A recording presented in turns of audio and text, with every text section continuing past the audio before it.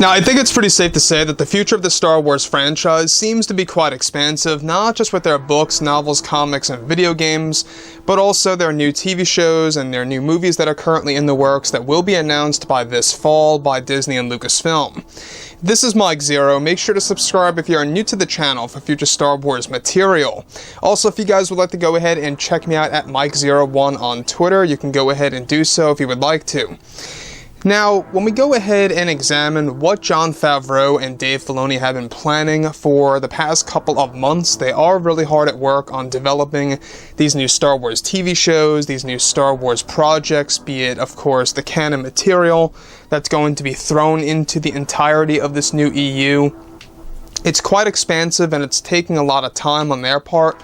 They are really throwing in all of their time of days into these new projects, which, by the way, are really going to set the bar, raise the bar, I should say, for exactly what Star Wars is going to become.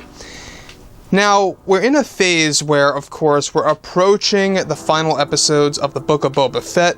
In fact, episode 16, which is due for release by this August, is said to have a saga-wide implication. It's going to have a major reveal that's going to have a big impact on how we view the bridge between, of course, the prequels and the originals. It's going to give us that more vivid view on that.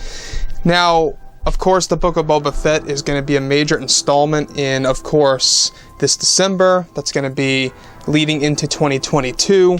Before, of course, the Kenobi series starts to get rolling, as well as Star Wars Andor. Now, with that being said, of course, Jon Favreau, for the man that he is making a lot of adjustments to the Star Wars universe as we speak. He's really doing everything in his power to really make Star Wars as best as possible, and that's his major plan. He wants to make Star Wars the way that it should be, and it's the reason why he even came back on to, of course, the Star Wars brand, to really regulate all of it. So, with that being said, now that both Jon Favreau and Dave Filoni are focused on their new Star Wars TV series that are set to be announced by this fall, both Disney and Lucasfilm are beginning to wrap up filming for the Book of Boba Fett and getting closer for that with Star Wars Andor. Further, it's noted that recently Jon Favreau has been making key changes behind the scenes over at Lucasfilm. Now, it's described that recently Jon Favreau made a huge decision to fire one of the Star Wars writers for a new Star Wars show that is currently in the works. It's described that Jon Favreau fired a writer that was going to work with Favreau on multiple episodes of the Ahsoka series, with himself and Dave Filoni. The writer was actually previously loyal to Kathleen Kennedy and was even considered to become a part of the Acolyte TV series, after Favreau recently let him go from the show.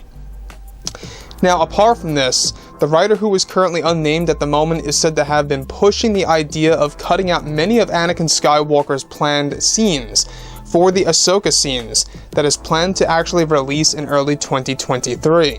Favreau made it clear to him that he and Dave were pushing for Anakin to be a core part of the story, and that this writer was creating creative differences that were unneeded and only caused some setbacks within the writing process for Dave Filoni as well.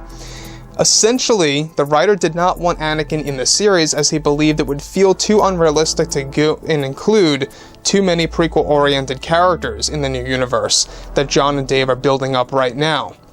Eventually, Favreau brought this up to Bob Chapek, to where it led to the Disney CEO giving Jon Favreau permission for him to fire this writer from the series for good. This writer is now said to be on the talks, of course, with Kathleen Kennedy to become a part of the Acolyte TV series, and that this writer plans to create some form of a retcon of Anakin Skywalker in that show.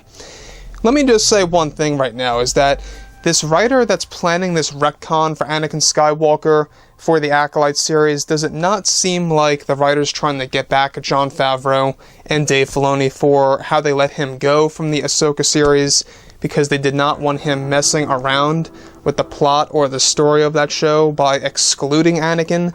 To me, it seems exactly just that. Now, obviously Anakin Skywalker is going to be a major character once again in Star Wars. He's going to have the limelight that he deserves again. He's going to be done in multiple different ways. So, for example, in the Kenobi series, he is indeed coming back in the form of flashbacks and nightmares, as well as his Darth Vader counterpart. Also, in the Ahsoka Tano series, Anakin Skywalker will be returning as a Force ghost.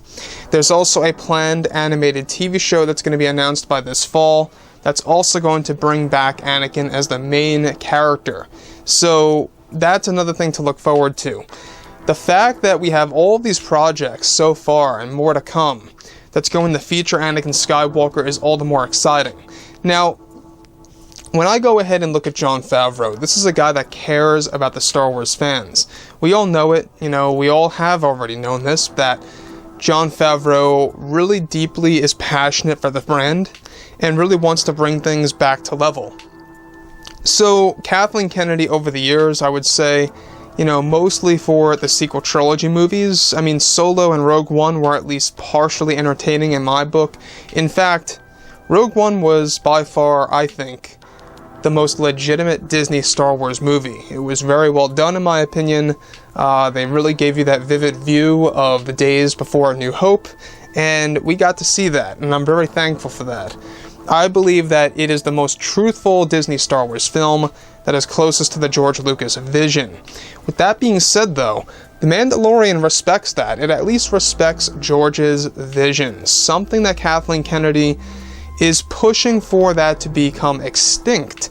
She wants to actually separate from that in the Acolyte TV series. So the Acolyte TV series, mind you, it's going to focus away from George's vision. Even Leslie Headland said this, that there's going to be a lot of changes to the Star Wars philosophy and how it's going to have a big impact on the Phantom Menace and how we view that actual movie. So, of course, there's going to be a lot of things thrown into the show that's going to retcon Episode 1. I could respect maybe if, a creator wanted to do something crazy and awesome that would impact one of the characters out there in a good way, but it doesn't seem to be done in a, productive, positive way for the fans. It seems like what Leslie is doing is that she's trying to kind of retcon Episode 1 in a negative matter. And that seems to be catering towards new Star Wars fans, not the hardcore, traditional Star Wars fans that grew up with the series back in the 1990s and, of course, the early 2000s, and especially in the 70s and 80s altogether. So, like I say, I think that what's happening right now between Favreau and Filoni, I think it's a very good job of theirs that they actually, came to the conclusion that this writer was not right to be on board for the Ahsoka series. They had to let him go, and I respect that. I do.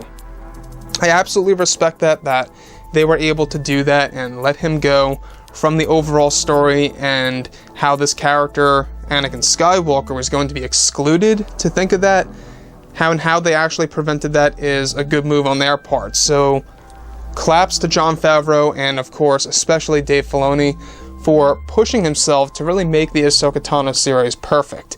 So, yeah guys, I would love to hear what each and every one of you have to say about all of this below in the comments. And if you guys did enjoy the content for today, do make sure to drop a thumbs up on this video to support the channel. I thank you all so very much for the kind support, and I'll catch you guys next time.